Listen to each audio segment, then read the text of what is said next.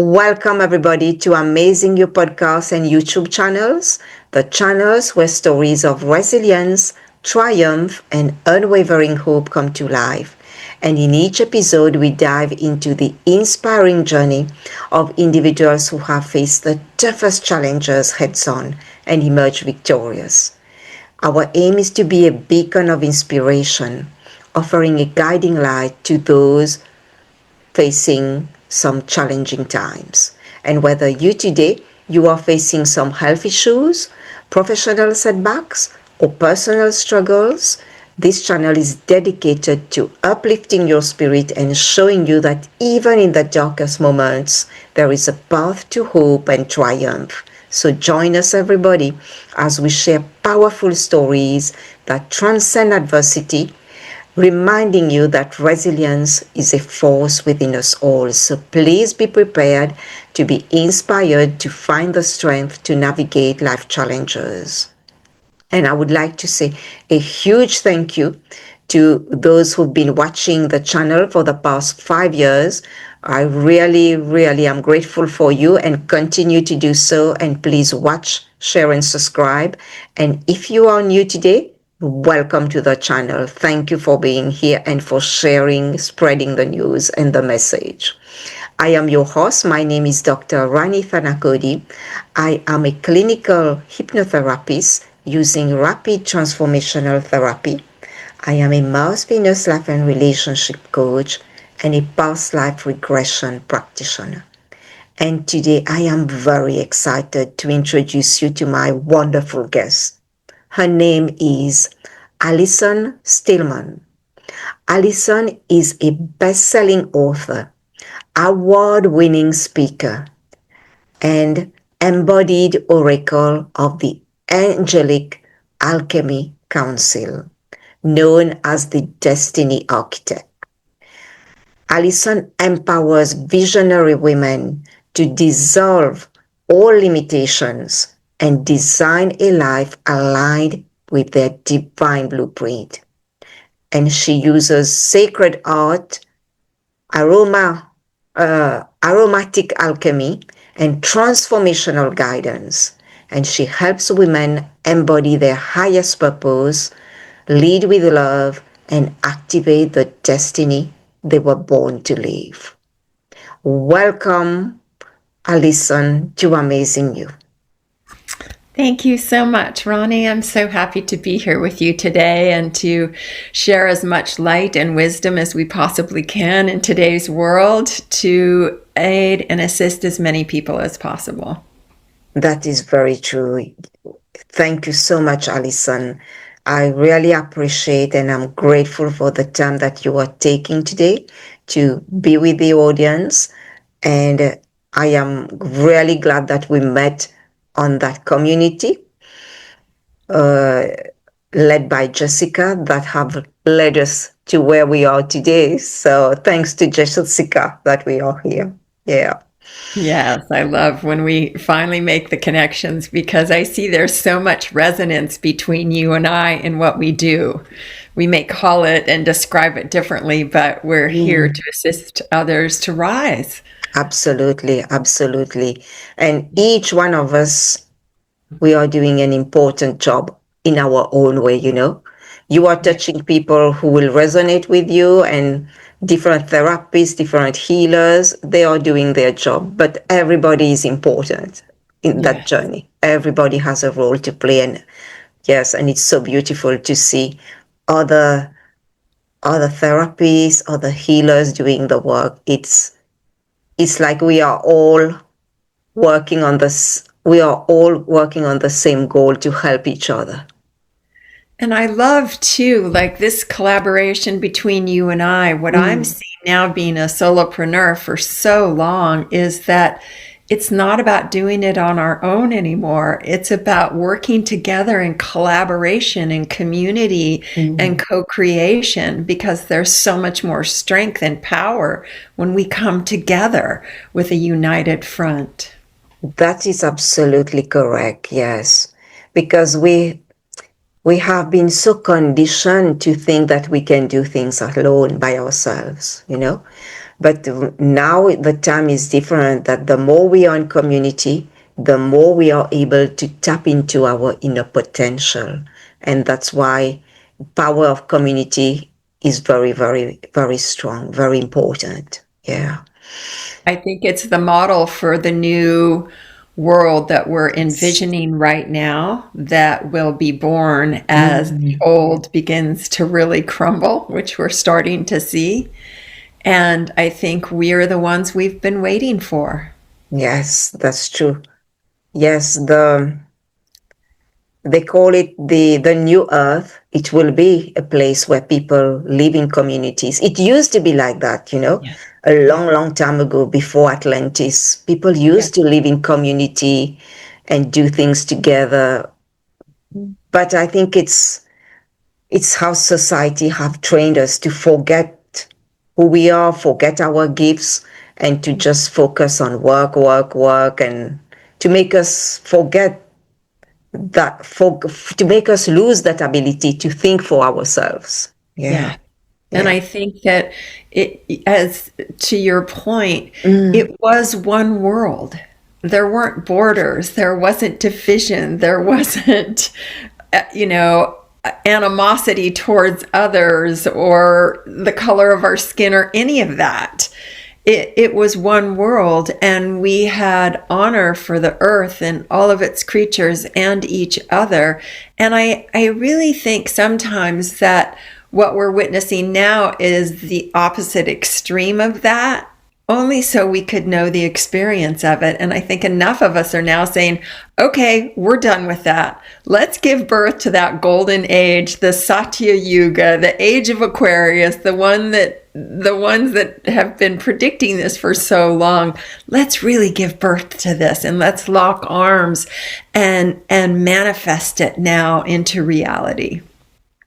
absolutely true. Yes. Thank you for sharing that, for saying that, because we are at the dawn of that golden age. We are this time of huge transition and transformation, and that golden age, it is happening. It is already happening, because that dimension is being that it is being created right now in some places. It is a golden age, so it's like making everywhere like that, so Yeah.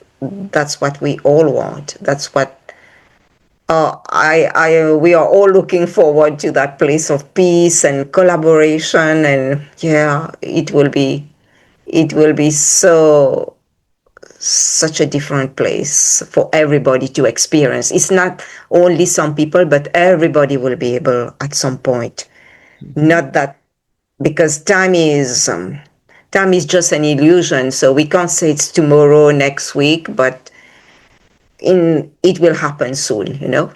Yeah. And I feel like I know from my own work personally, on a personal level, Hmm. that I just focus on the vision of that.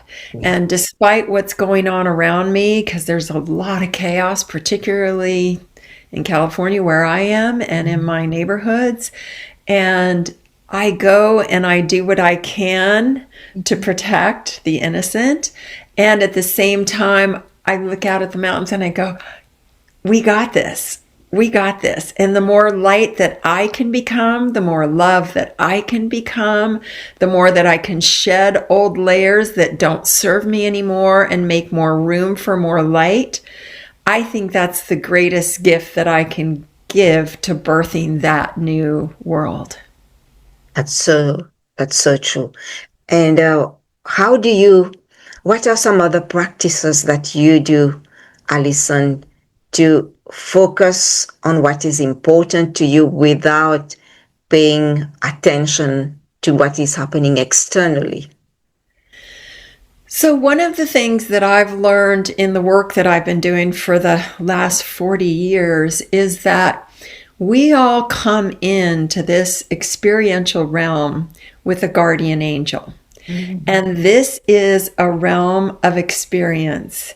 And unless we ask for their help, it's kind of hands off. And they watch us and they go, oh no, what is she doing? Oh, she's not going to do, oh, she did do that, right?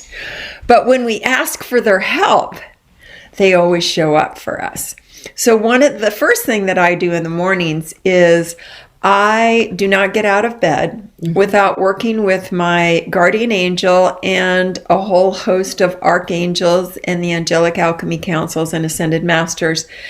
And I create a sanctuary of light around my body that extends 3 feet all around my body. It only allows the things that I consciously call forth to stick to my field.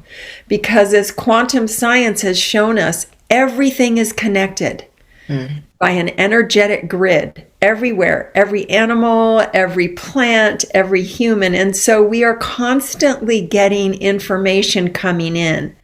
And so it doesn't get to stick to me. Only the things that I consciously call forth get to stick to me. Everything else can inform me, but it's immediately returned to sender. It's not my job to fix it. And then to reinforce that, I anoint myself with oils every single day. I do not leave my house without it. And believe me, you walk into my house and you can smell it. You can smell it because I diffuse them all day long. And I'm maybe 2 or 3 times a day, I'll put oils on. And I've done a lot of studies to watch what happens when you apply certain oils. And you can actually see a difference in the electromagnetic field of your body when you put oils on. And, and the very act of anointing yourself with essential oils, that's one of the things that I brought back into the world again, is the ancient art of anointing. It is an act of consecration. And when you consecrate yourself, you're making and declaring yourself sacred and divine. So I do that every day. And I recommend it to all of my clients because it's the highest aspiration we can have for ourselves.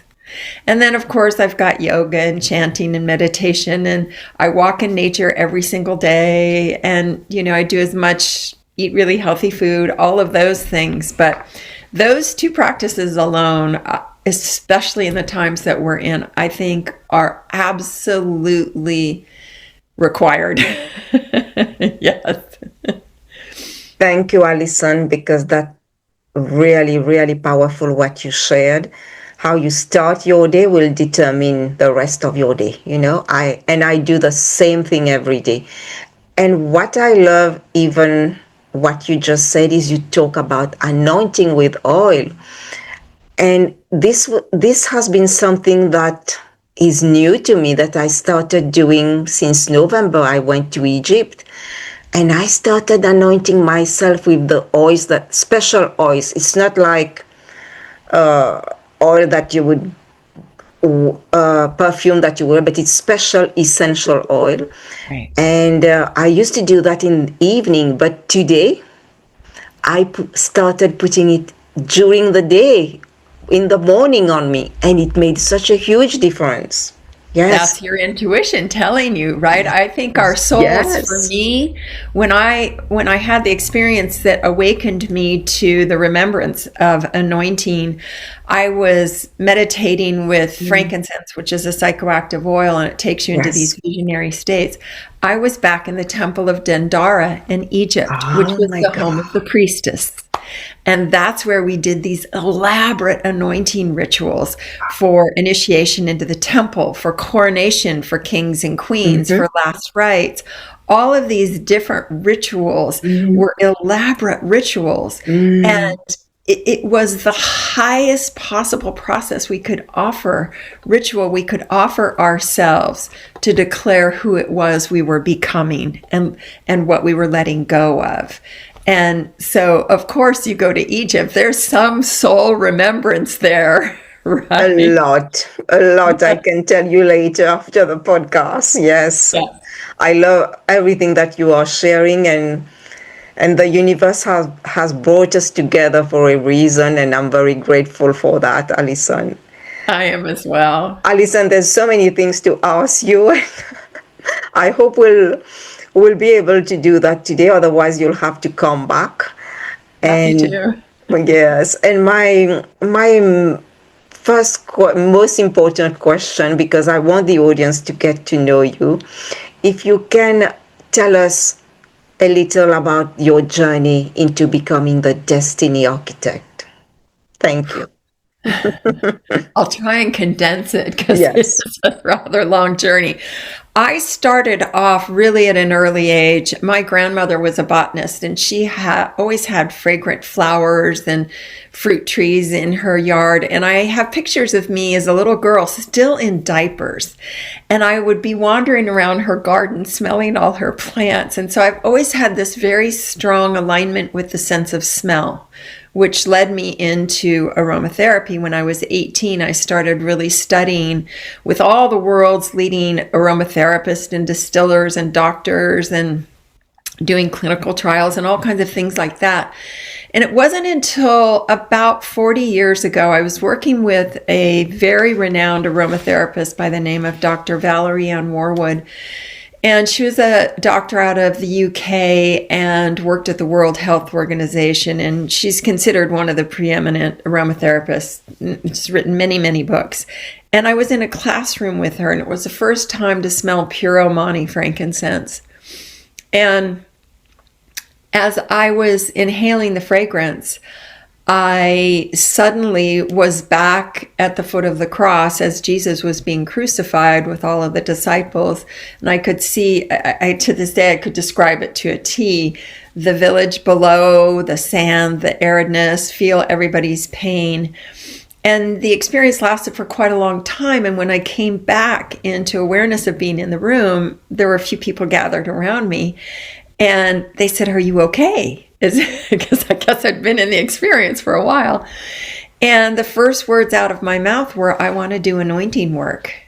And they said, "Well, what is that?" And I said, I don't know. I don't know why I said that."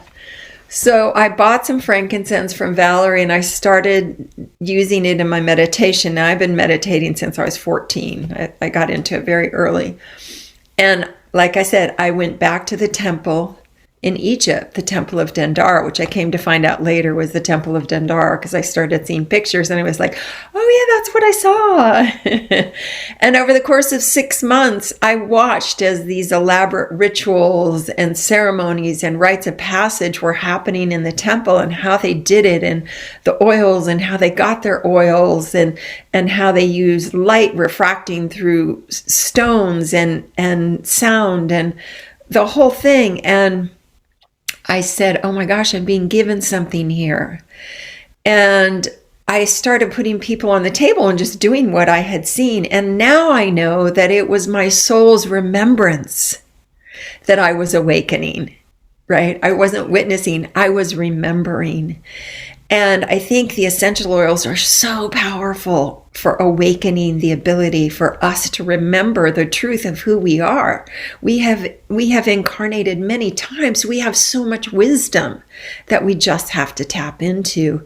So as I started doing these sessions, people started having these incredible experiences. And I need to find out more. And I started doing research and going to old manuscript museums and Gnostic archive libraries. There was nothing written about it because, of course, it was either absconded by the church or burned in the Library of Alexandria. And the only thing that you could find was what was written in the Bible. And so I said, okay, everyone needs to know about this. And so I wrote my book, The Sacred Art of Anointing, and I started teaching, and it went from there. You know, I've been featured in books and podcasts and magazines, and I have clients from all over the world that I work with now because I've perfected how to clear these subconscious programs and incorporate the use of oils and other techniques to clear old programming, to create and manifest a soul-aligned destiny. What a journey. What a beautiful journey. Thank you. Thank you so much, Allison, for sharing that. Wow, it's really beautiful, the work that you are doing. And was there for you, Allison, a moment when you realized that you were here to do this work? Was there a specific moment? I think when I was going through the process of remembering and putting it into form and practicing it, I've always had the ability to see and experience angels, and they started coming to me and working with me with my clients. And as I was writing my book, there was such an urgency in me to write it and get it out into the world. And I was told, and I believe to be true, that that was my dharma in this lifetime, to bring the ancient art of anointing back, and particularly to women as the priestess, as the queen, as the goddess, as the empress, whatever, wants to land on us, but as the divine feminine, to bring this ability to consecrate ourselves as divinity in human form, to bring it back. And it's not just the realm of the church. This is something we can all do for ourselves, our loved ones, whether it's just, a daily practice or to become a practitioner like I've done. There's many, many women out there now, priestesses, that are doing this work that, I've lived my mission, if you will. Yes, you are. Thank you. And at the very beginning, when we started, you were talking about angels, about guardian angels, that you connect with them on a daily basis when you get up in the morning. And I would like to dive a bit more deeply in that realm, because I want the audience to know. So, would you say, does everybody have one guardian angel, one angel, or several angels around us? It varies. Okay. It varies. But what I want to share is that this council of angels and the archangels and the ascended masters are coming in more and more, because they want everyone to know that they are so important in this new creation of the new reality that we are giving birth to. And everyone has a role to play. Everyone is unique and special and is guided by their soul, who knows exactly what they're meant to do. And it's only a matter of getting quiet and going inside and allowing these practices to open you up to the incredible possibility of what your soul has designed for you. Yes, that's so true. Thank you for sharing that. Yes. That was a gift from them. Oh, that's beautiful. That's beautiful. Thank you. And the angels and the archangels that you work with, would you like to share with us how many are there that are around, that help you on that journey, that you connect on a regular basis? So, on a regular basis, The council of angel.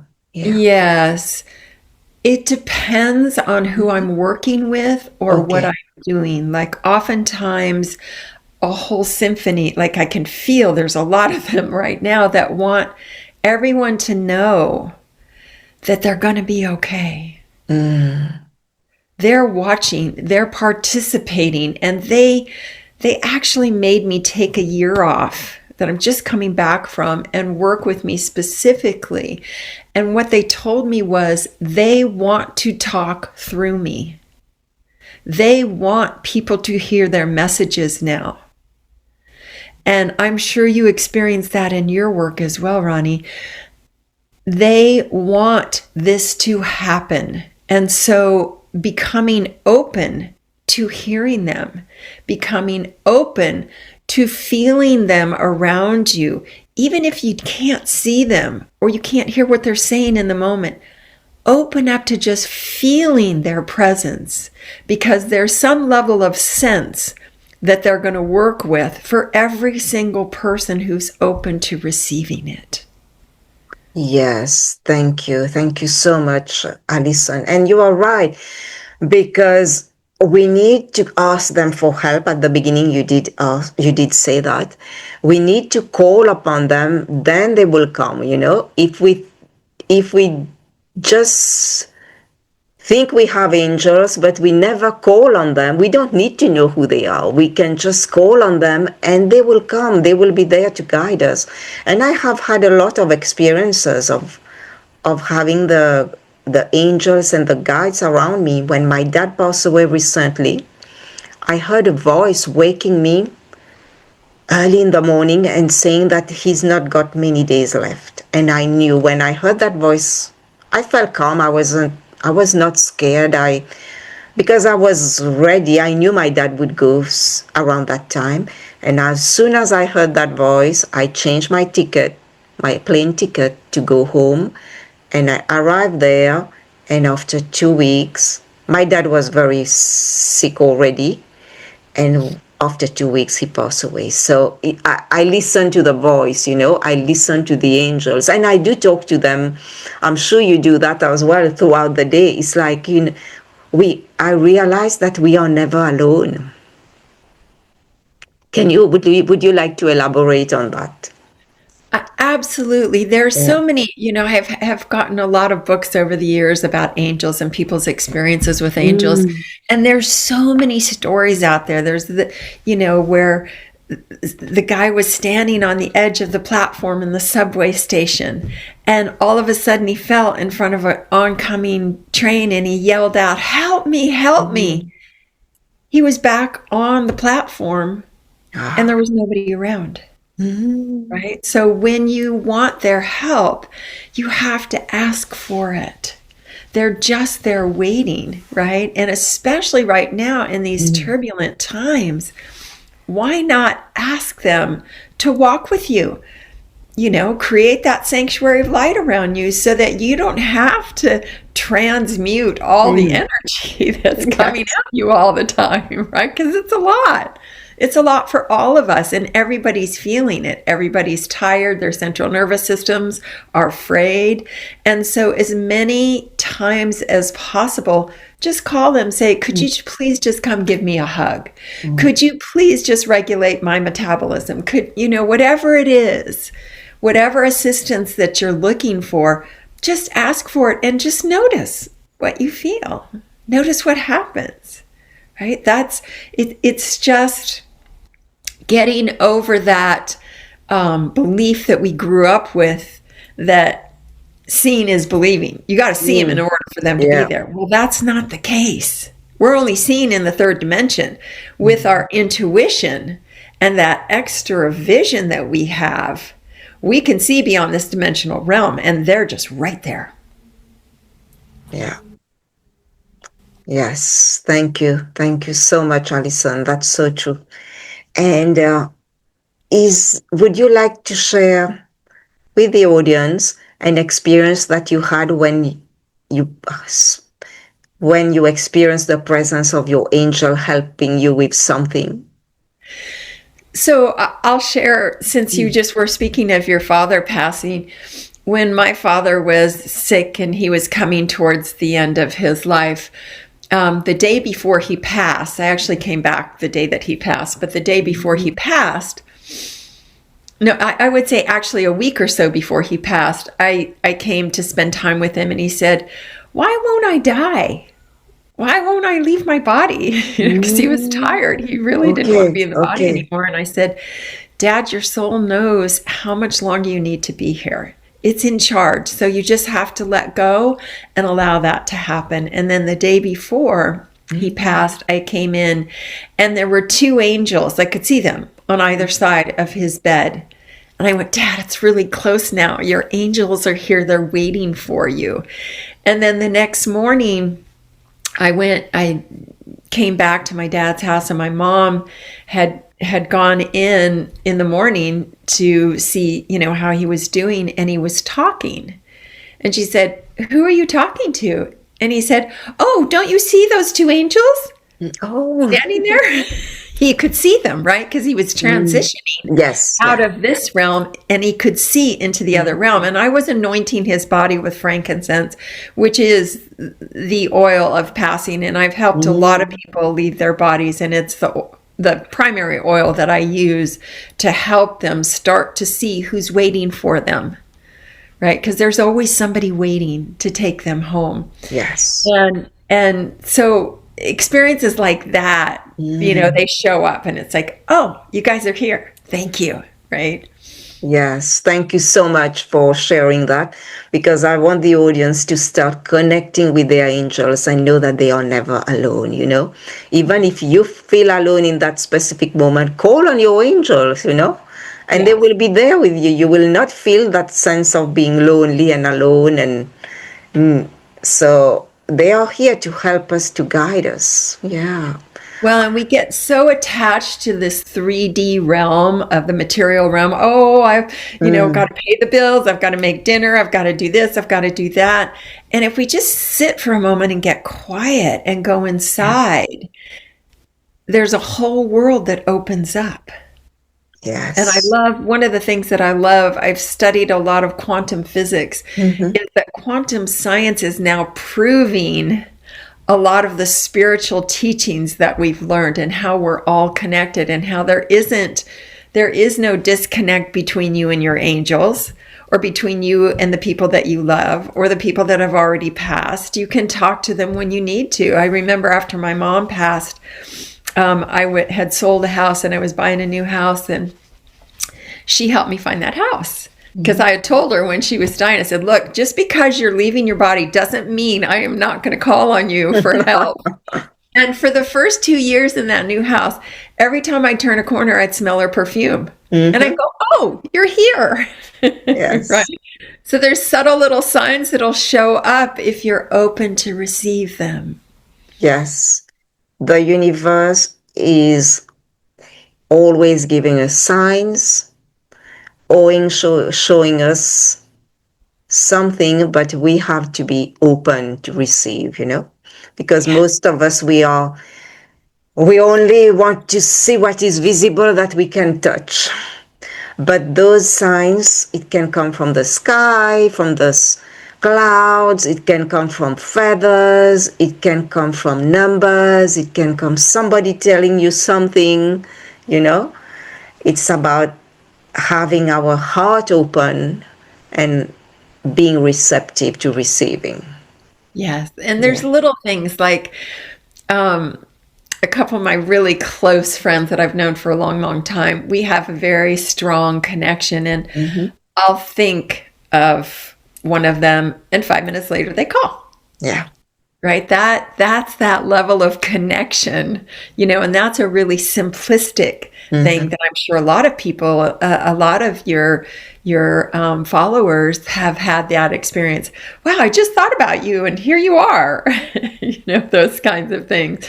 It's the same thing. Yes, I agree with you, Allison, because I have experienced that a lot. The more we are aligned, the more we let go of the past, of our blocks, the more we are open to receiving, And you talk about working with women, with visionary women. What are you special? Who are you specially called to serve when you say visionary women? I've worked with both men and women over the last 40 years, and it's become very clear for now. I mean, that could change in the future, but right now we are witnessing the negative aspect of the patriarchy playing itself out, particularly in the United States and Russia and some of the other countries. But I believe that women have been put to the back for the last 2,500 years. It was necessary for the patriarchy to overrule the matriarchal cultures. Yes. And I think that it's women rising into their sovereign, divine power that are going to lead the way into this love compassion-based society that we're wanting to see give birth to this new golden age. And so I want to empower as many women as possible to let go of the old conditioning, let go of the old beliefs and paradigms that they borrowed when they were little girls, Yes. and say, no, I am the divine feminine walking in a body. And what is your soul aligned destiny? Like we had said earlier, each of us unique. We all bring these very special gifts, and we all need to rise up and link arms together and say, no, we are giving birth to love. Yes. Yes, that's so true that the women have been suppressed for a very, very long time. And they have been told such a story that they can't do this, they can't do that, but it's when they start to tap to the infinite power within, that when they discover how much power they've got. They don't need to be loud, they don't need to scream. Right. Just by your spiritual powers, you can shift an entire situation from the outside. And it's not to discount the masculine. No. I want to share, I'll try and make it a quick, I know because we could go on forever here, but Yes. I want to share a story. So I'm a double Aries, and I've been very Mars driven most of my life. I'm independent, get it done, real doer. And about 15 years ago, I started injuring my left side. And I was pretty laid up, and I went into meditation and I said, okay, why am I doing this? Why am I creating this for myself? What do I need to see here? And very clearly, I was told it is time to put that masculine Mars-driven energy to the back. Let it be the strength and support that holds the divine feminine, as the divine feminine creates a new way of using her intuition to envision what she wants to manifest, and allowing it to come to her as she becomes more of that vibration. And we need the strength of that masculine part of ourselves. And so I did this whole marriage ceremony and allowed the masculine to be my spine, to be my strength, my support, as I allow this divine feminine to envision the future, become a vibration of it, to attract it to me. Yeah, that's beautifully said, Allison. Thank you so much. Allison, we are coming to a close, and I've got two last questions to ask you. Okay. Where can the listeners and the viewers connect with you and find out more about your work? So my website is just AllisonStillman.com. And that's a good place to start. And they can also reach out to me on email, and we can schedule a 30-minute free call, and they can see the offerings that I have there. That's fantastic. Thank you for sharing your links. Yeah. And also, there's a free gift there. Oh, yes. Go ahead. Yeah. Go ahead. Yeah. There's a free ebook called How to Transform Your Life, which is one of my favorite practices. So, yeah. That's wonderful. Thank you so much. Yeah. And the last question, what final message would you like to leave the audience today? If you could do anything for the future of the world, I would ask you to just spend some time in contemplation of how can I become more filled with love. Thank you. Yeah. That's really, really powerful. Yeah. Because the greatest power is love. Yeah. Yeah. Thank you so much, Allison. Allison, it's been wonderful talking to you today. And I wish you a lot of success. Thank you so much for taking the time to be with the audience. Thank you, Rani. I mean, what a beautiful conversation. And I love that you're bringing this work into the world and making it so available to people because we all need it. That's true. Thank you. Thank you to you. And thank you to the audience for watching, for sharing, and for subscribing, everybody. And remember that you are amazing. You have always been amazing, and you always will be amazing.